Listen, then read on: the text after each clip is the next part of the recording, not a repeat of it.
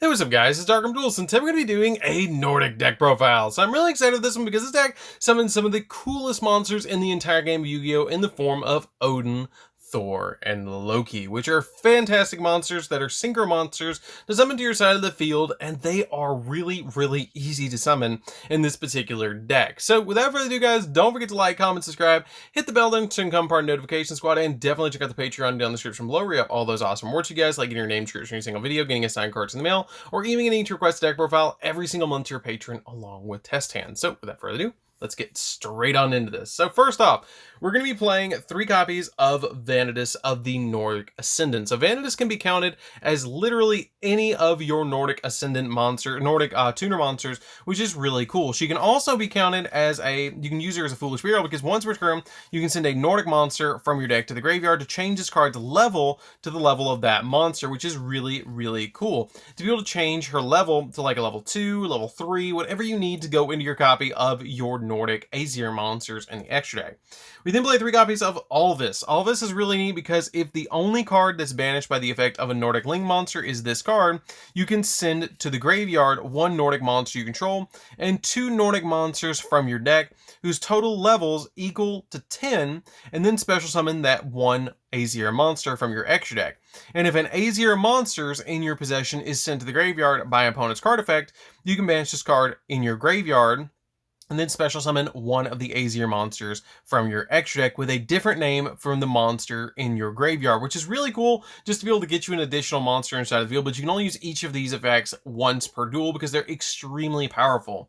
We then play a single copy of Gulfax. Gulfax is basically a level 4 beast monster that is a tuner monster, but it's very important in this deck because each one of your Aesir monsters between Odin, Thor, and Loki require a different type of tuner monster, where Thor requires beasts, Odin requires Ascendant, and your Loki requires Allfair, which is very interesting for this particular deck. You don't play any Allfair tuners because you can go into the copy of Loki with your copy of Vanitas because she can count as any of the 3, which is really cool.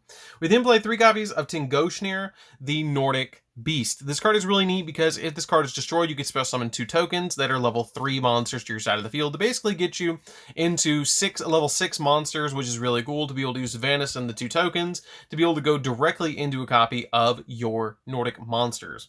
We then play 3 copies of Txne. This card is really cool because it has the ability that when a monster you control is destroyed by battle and sent to the graveyard, you can special summon this card from your hand. And then once per turn, when this defense position card is switched to attack position, you can special summon a Nordic Beast from your deck and face up defense, which is pretty good just to be able to get you additional monsters on your side of the field. We then play 2 copies of Valkyrie of the Nordic Ascendant, which she actually doesn't count as a Valkyrie monster, oddly enough. And her effect is basically that when she's normal summon, if you control no other monsters, or if your opponent controls a monster and you don't control another card on your side of the field, you can banish 1 or 2 Nordic monsters from your hand and then special summon 2 tokens to your side of the field that are level 4, and she's a tuner monster, so you can immediately go for your copy of Odin. We then play 2 copies of Mimir. Mimir is really good because it has the ability that once per turn at the start of your standby phase, if you control a Nordic monster and this card's in your grave, you can send the spell from your hand to the grave to special summon this card back to your field, which is an okay effect, but basically you're sending it to the graveyard off your Vanitas to set up the grave with it and be able to go into some additional plays by using your copy of Golfig. We then play 3 copies of Summoner Monk. Summoner Monk is really good because it does switch itself to defense position. You can discard a spell and then be able to special summon a level 4 monster from your deck, but it can't attack this turn, which is not that big of a deal because you're basically using it as material. We play 3 copies of Rescue Cat as well. The Rescue Cats come in really handy because you can normal summon this card to your field, send it to the graveyard, and then special summon each of your Yin Yang goats, which is pretty cool. Which is really helpful. Txne and Txne, which is pretty good just to be able to get them on your side of the field. And then we play 2 copies of Blackluster Soldier because they are really important to help you as backup plays in this deck because you play a lot of different light monsters and dark monsters in the deck with Mimir, Valkyrie, Vanitas, Alvis, Summoner Monks. And then you play all sorts of stuff in the extra deck that is light and dark, which is really cool just to be able to summon to your side of the field. All sorts of different crazy plays. So that's it for the monsters, guys. Let's get into the spells. So for the spells, we're going to be playing a single copy of Monster Reborn. Monster Reborn is really good in this deck because it gets you all sorts of extension plays in the deck. One copy of Instant Fusion because it's going to help you get into a lot of different plays up for protection, like your copy of Thousand Eyes, Millennium Rise, but you can also use it as a monster too, because you can use it as a level 4 monster to synchro summon, which is pretty good, because we play Mud Dragon. We then play a single copy of Called by the Grave. Called by the Grave comes in handy because you can use this card to be able to stop hand traps and just an overall really helpful. One copy of Foolish Burial. Foolish Burial just sends a monster from your deck to the graveyard that you need in the graveyard, like a copy of Mimir or any of the light monsters or the dark monsters to go on a Blacklist or Soldier is really helpful. I play a single copy of Double or Nothing. So this is a card that I actually threw into the deck from the previous builds, and I really like it in this deck because it's super helpful. Because if you go into a copy of Odin and it gets destroyed and you can't bring it back, and then you have BLS as well, you also have the copy of Summoner Monk. So you can normal summon out Summoner Monk to your side of the field, switch it to defense, discard any spell, and then special summon out a monster from the deck that's level 4, and then immediately overlay those two monsters on your side of the field to go into a copy of Utopia Double, detach a material, special summon Double or Nothing, or special summon a copy of Utopia on top of Utopia Double, grab Double or Nothing from deck, and then the Utopia will be at 5,000, swing at your opponent, detach a material, and then basically attack him for 10,000, which is really good to have an additional play in the deck. So you essentially have like 5 boss monsters in this deck with the 3 Aesir monsters, the 2 Blackluster Soldiers, and then the 1 of Utopia Doubles. You have 5 different boss monsters in the deck, which is really awesome. We then play 2 copies of Ayers Rock Sunrise. Ayers Rock Sunrise is basically additional Monster Reborn for beast monsters, which is really good.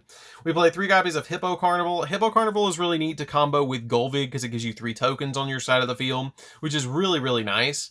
And then we play 3 copies of Dark Ruler No More. Dark Ruler No More is fantastic because it negates the effects of all face-up monsters your opponent currently controls. It helps break a board. They don't take any damage for the rest of the turn, and it's a speed spell 4. But if your opponent has a couple of cards on the field, you know you can Utopia Double them and then Blackluster Soldier them to break a board and then summon an Odin later on, or have an Odin and a Blackluster Soldier on your side of the field to kind of sweep through a field. It's really nice just to be able to deal with a field with your copy of Dark Ruler No More first and then OTK them and worry about finishing off the game later. So that's it for the spells. Let's get into the traps. So for the traps, we're going to be playing 3 copies of Glyfnir. Glyfnir is actually my favorite ultimate rare in the entire game, just for the sheer art of it. It's a fantastic card. It's basically Rhoda because it lets you flip it and then add a Nordic monster from your deck to your hand, which is really good, just to add the exact Nordic monster that you need from your deck to your hand. And it's just an overall fantastic card in this deck. So that's it for the traps, guys. Let's get into the extra deck. So for the extra deck, we're going to be playing 2 copies of Odin. You really do need the 2 copies of Odin in this particular build. Odin has an amazing effect that once per turn during the main phase, you can activate this effect to have this card become unaffected by spell and traps effects until the end phase of the turn. And then during the end phase, if this face-up card on the field was destroyed by an opponent's card, either by battle or by card effect, and sent to the graveyard, you get to remove from play a Nordic Ascendant monster from your graveyard and special summon this card back from the graveyard. And then the special summon effect of this card is that you get to draw a card. All of them had that basic effect that you get a different effect off. If they get destroyed, you banish their respective tuner monster like an Ascendant, an Allfair, or a Beast, and then they get a special effect when they come back, which is really good. We then play 2 copies of Thor. Thor kind of shares a little bit of similar effect and makes it so once per turn you can negate the effects of all face-up monsters your opponent currently controls until the end phase. And if it does get destroyed by battle or by card effect by an opponent's card, then you get to banish a Nordic Beast to special summon it back to your side of the field. And when it's special summoned back, your opponent takes 800 points of damage, which is kind of good, just to be able to get an additional 800 points off your opponent's life points.